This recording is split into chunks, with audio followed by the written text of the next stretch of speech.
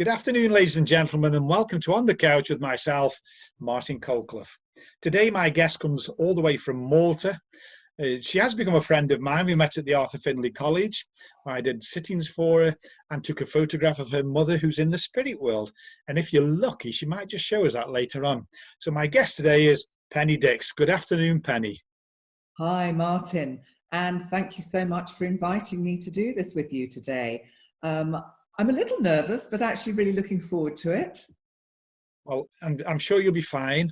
I mean, what made me want to get you on was when you said of all the different interests that you'd got, which I didn't want to bring up at the moment. I'd like you to bring them in the interview.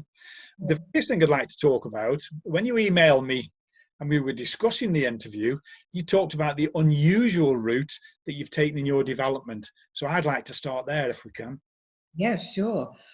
Well, I think for me, I think I've been a natural medium all my life, but didn't actually realize it. So that I didn't actually really understand what mediumship particularly was about. I think for me, what's happened is when I've noticed I'm a kind of like, when someone just passes, they seem to come to me. So the deceased come to me, which I know is not often perhaps the norm, because often I know mediums have said that spirit don't tend to connect via a medium for quite a while after their passing. But for me, I often have really very quick interaction with spirit soon after their passing. And I then feel quite compelled, or have done over the years, to, if it feels right, to actually let the person that they've left behind know that I've had this experience. Yes. It's strange that when people say that, because the night my father died, instantly hearing voices, giving me precise instructions on what to do. And he died on the 4th of January, and by the 12th he'd communicated to me, you know, through a medium. Obviously I'd been to see a medium and I went to a spiritualist church, and my cousin was the same. My cousin passed, and by this time I was a medium, and my cousin was instantly speaking to me. So I had a similar experience, actually. Yeah, and I found that usually I'm quite good at sensing whether the person who has been left behind is in the right place to receive the information. Yes, yes. So I tread carefully, because I know it's a very sensitive area, and also so soon perhaps after somebody has passed.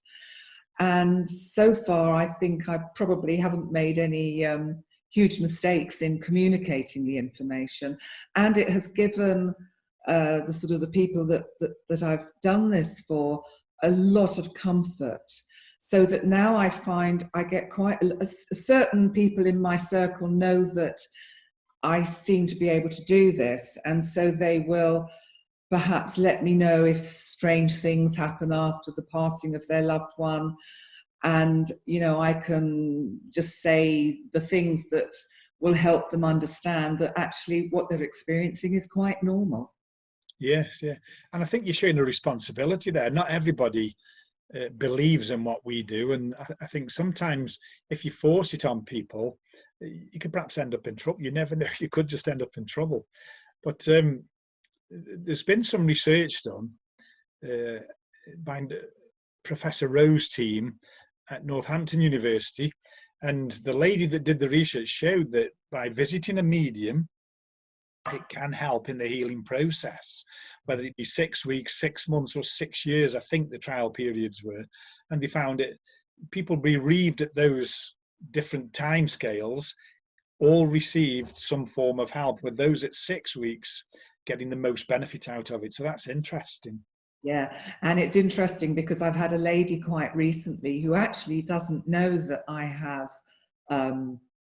any interest, if you like, in spirit or working with spirit, but she does know that I'm a counsellor and therapist, and so she messaged me and said, because she'd recently lost her husband, that something very strange had happened, and was she going mad, and could she just check it by me, and and hope that I wouldn't think that she was completely silly. So she told me what had been happening, and this was that she'd been particularly worried about something connected with her husband's passing and sorting out finance and things like that. And she didn't know how to work the computer, but it suddenly sprang to life in the sort of like in the early hours of the morning. And she was sitting there, and it woke her up, and it came up on the page that she needed to address this particular transaction.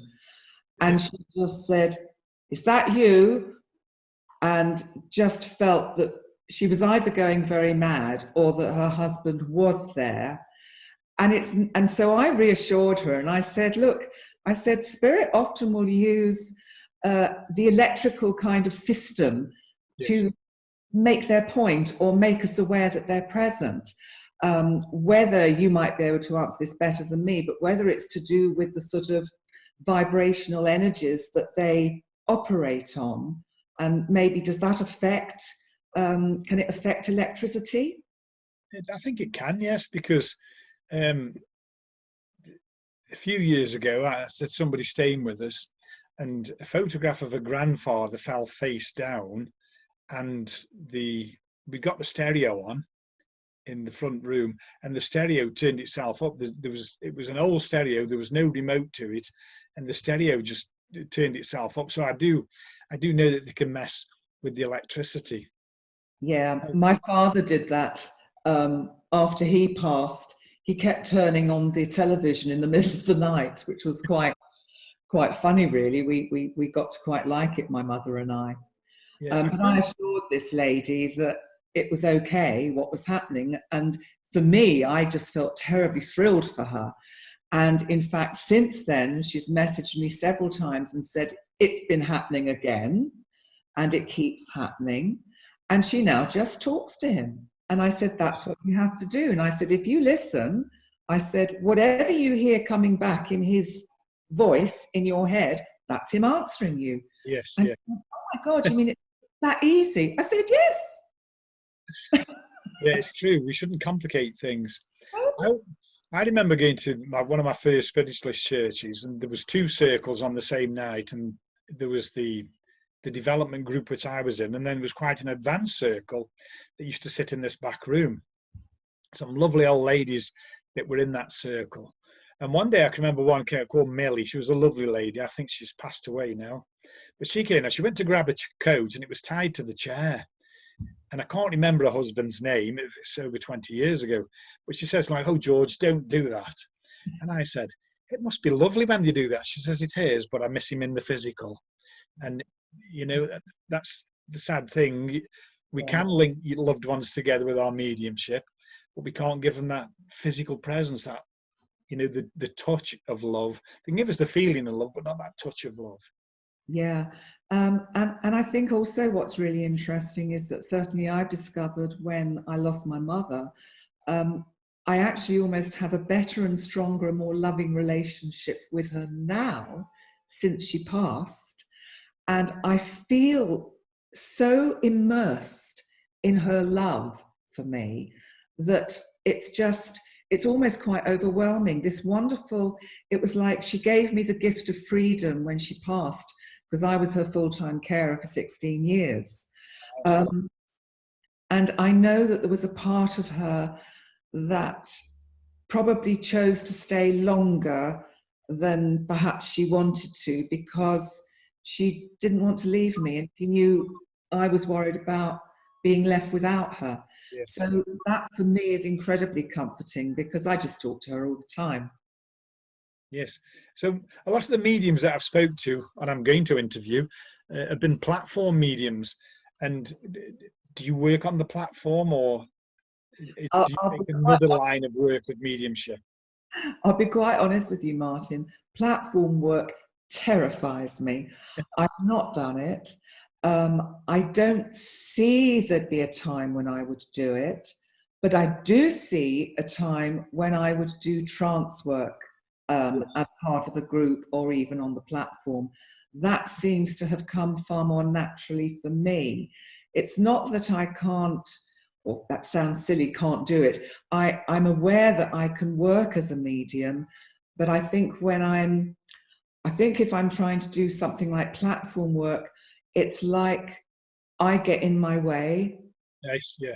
I'm not so good at getting out of my way. I'm not to say that that won't come maybe later on, but at the moment, that's why I think with trance work, and certainly when I did your course at Arthur Findlay, I learned so much that week about trance, and it gave me the confidence to recognize that what I thought I'd actually been doing and working with trance was actually on the right sort of path. Yes. And that actually all I have to do is choose to develop it further when I wish to at the right time.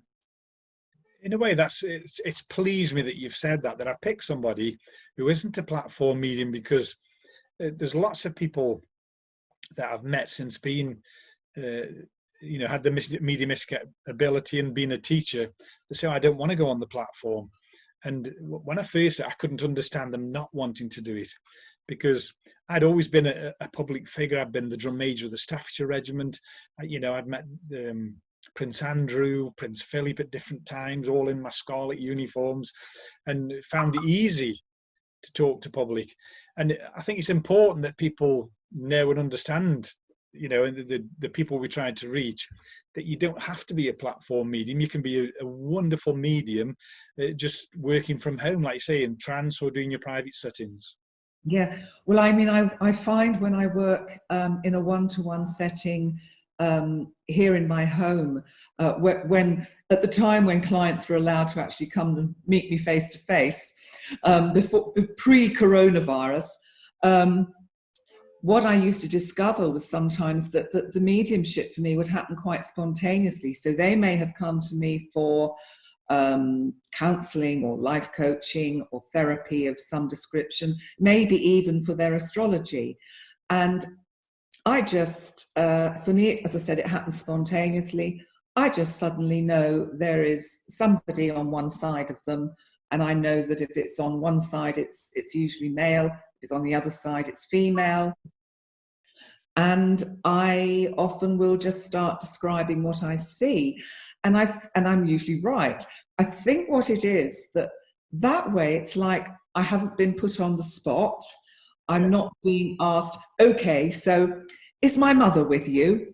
Because that's when I go, oh, I don't know.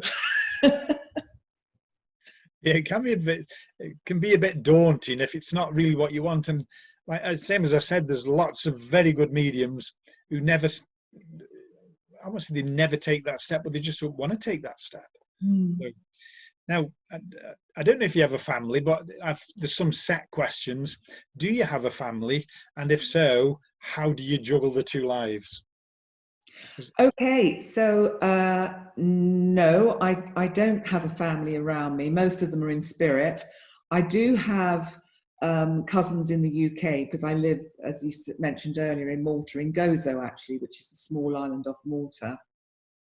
And actually my cousin Stephen Hendon, you will have remembered from Arthur Findlay, because he was with me on that course we did with you, Libby. And I really must encourage him to get in touch with you and perhaps also volunteer to do an on the couch with you. Yeah. But my cats, they are really interesting. When I had another friend of mine a few years ago, she does trance and she is a medium, and she was helping me learn and discover my own ability to do trance work. And several times she would say, when we'd kind of finished the session, she'd say, look, you weren't aware of it and you couldn't see it, but the cat came in and was with you and was looking at you as if there is something else with you. And, animals are incredibly sensitive. And interestingly, if I'm here with a client which is not particularly for anything, spiritually related, they just know to behave, and they pick up the client's emotions. And it's often a really good kind of measuring tool for me, because if they don't want to go near the client at all, it usually shows me that they are in a pretty dark place, that particular person. Yes. Yeah. And as the cat, over the weeks of seeing the client, if the cats start to show interest and get friendly, then I find that they are actually climbing out of the particular pit, perhaps, that they've fallen Yes. Yeah. So Kitty helps you in your counselling. Kitty does. So when we first got in touch with you, you told me how you got in touch. You said, do you remember me from the Arthur Findlay College? Yes, I do. And you said that you were doing live videos to help people during lockdown. So tell us a little bit about those. Okay, well, I think we've all probably discovered a lot more about ourselves since this lockdown started throughout the world. And I knew that if I didn't contribute something that I hoped or felt could be helpful, useful, beneficial to others, especially around the issues of anxiety, stress, confinement, boredom, fear, that I would, in a sense, be doing myself a great disservice and doing all the trainings I've had a great disservice. And also, I knew if I wasn't going to be doing something quite active, proactive, I was going to get pretty depressed myself and into states of anxiety. Yeah. And so I didn't really know exactly where to start. And then it just kind of came to me, oh, I know, I'll do a live video telling people how to cope with anxiety and fear and panic attacks. And having made the decision, it was like, I've committed myself. Oh God, did I really mean that for myself, that I have to do a live video? Oh my God, how scary is this? But I've to date, I think, done something like 24 or 25 over the last 2 months. Some probably better than others, some better received than others. You know, it's like a graph, isn't it? It's sort of, and I'm sure you found that once you stick your head above the parapet in social media, you're also up as a target for criticism as well. Yeah, definitely. You know, and at the beginning, because there were the sort of, you know, the people that just want to say something pretty unkind, that was quite hard. But once I did a bit of research on it and realized that that's just part of the, you know, it just goes with the territory. Yeah. And you just have to kind of just rise above it. It's not personally about you. It's actually all about them. That's so true. Somebody showed me something recently that someone had posted, you know, on whose page I'm not following. And I sometimes wonder, have they got nothing better to do than pick on people who are just trying to help people? It's like these videos. It's not self-publicizing. It's trying to get people more interested in mediumship and showing them that we've all got different journeys.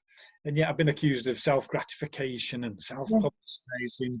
And that was the last thing on my mind when I actually started doing this. You know, it's just, it's like you say, it's the way of human nature sometimes that we have to pick. And I found in this country, particularly, that we're very good at building people up, but then we're very quick to smash them down if they start to succeed. It's like we love the underdog to succeed, but then when they do and they become the top dog, we try to make them an underdog again. I don't understand that.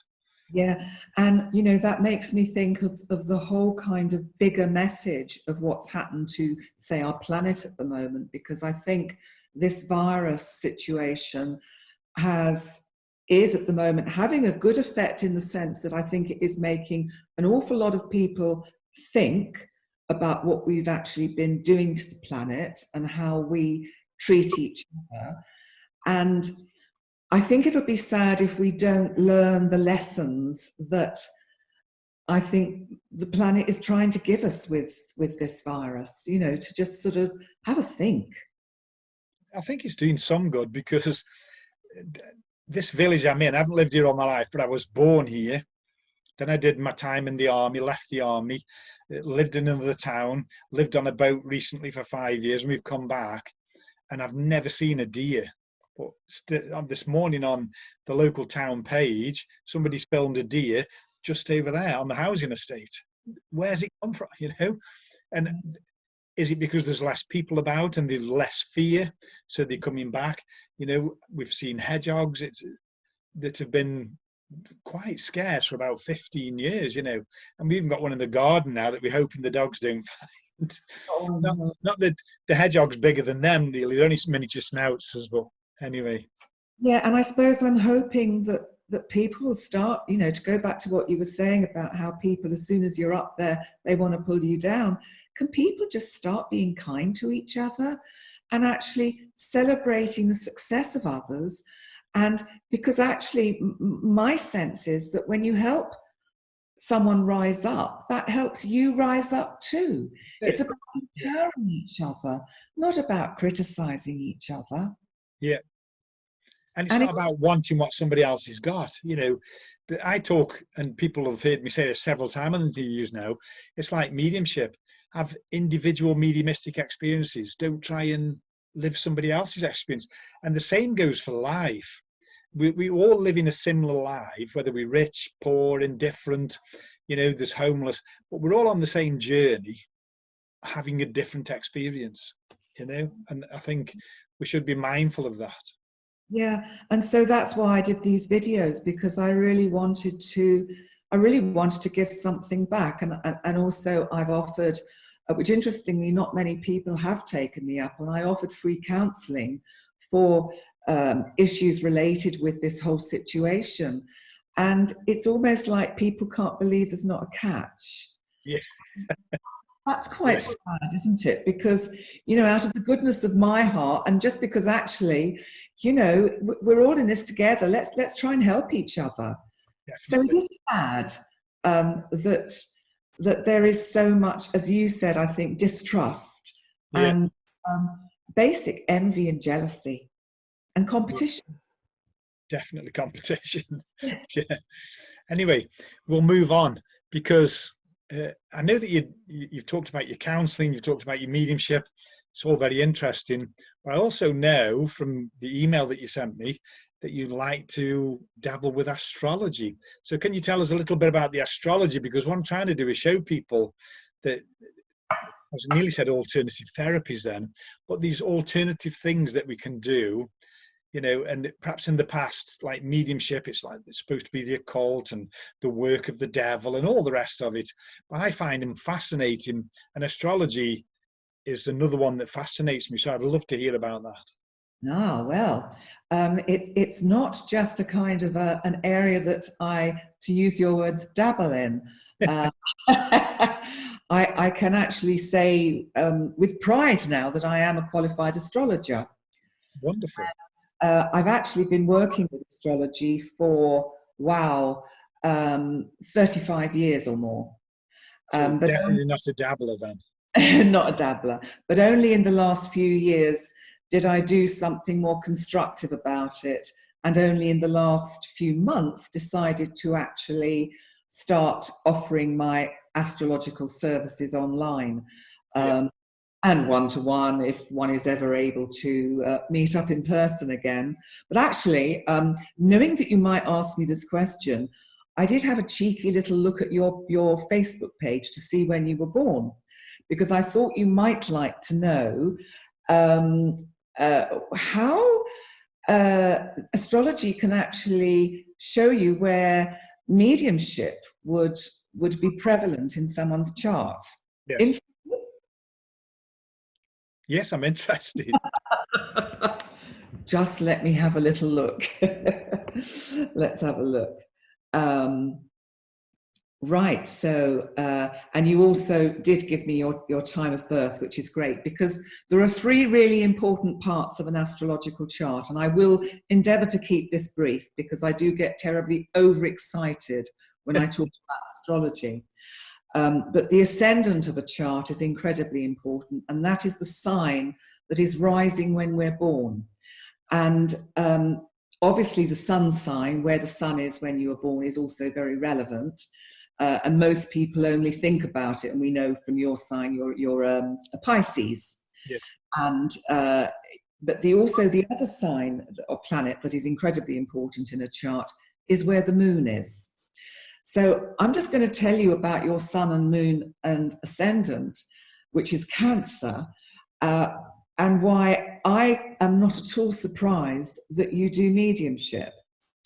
So interestingly, as we know, the sun is in Pisces. Well, Pisces is ruled by the planet Neptune. Now, Neptune is about being able to kind of see through the veils that are kind of shifting. So it's a bit like being able to sense other dimensions. So Pisces is the 12th sign of the zodiac. Yes. So Pisces, therefore, is in a sense the most developed of all the signs on a spiritual level. So it's no surprise that you have Pisces as your main, star sign.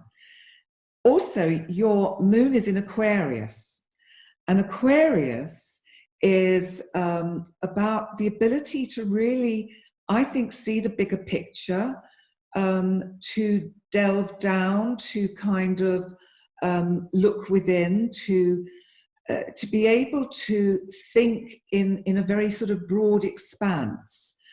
And you have Neptune, the transiting Neptune in Libra. Now, transiting Neptune in Libra, which I also have because it's a generational thing, and we are actually born in the same year, but I'm not going to tell everyone what that is. Otherwise, they'll think, or they might do, because they might think, goodness me, they look very good for their age, these two. But Neptune in Libra, and Neptune, as I say, I think is about working with astrology, is very much about keeping the balance and being able to mediate.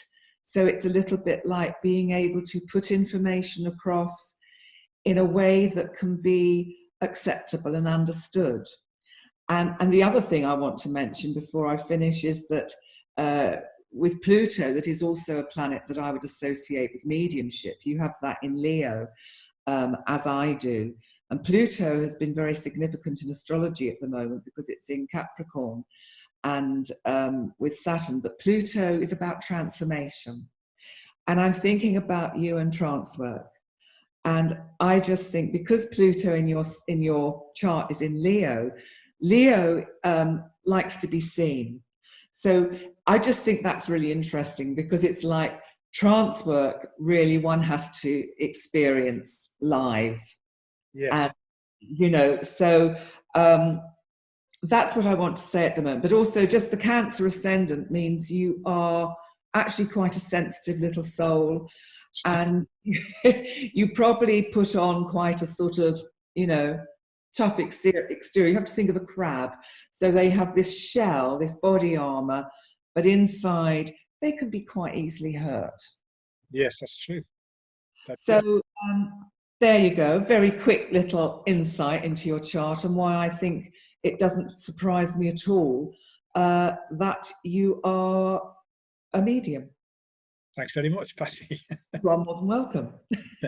Well, sadly, we are coming to the end of the interview, but this is another one of those constant questions that I've asked all my guests, and that is, if you wanted to give someone advice, a new medium, a budding medium, or to follow a pathway, what would that advice be?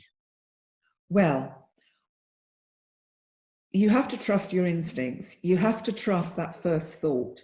So what I've discovered from my exploration of mediumship is that if I don't trust my first thought, I'm wrong. And when I trust that first little message that comes in, that's the right one. And I learned that a lot also from you and Libby, because you talked me through, because I was saying, oh, I can't do this, Martin, I can't do this. And you said, yes, you can. Yes, you can. And then you just kind of talked me through.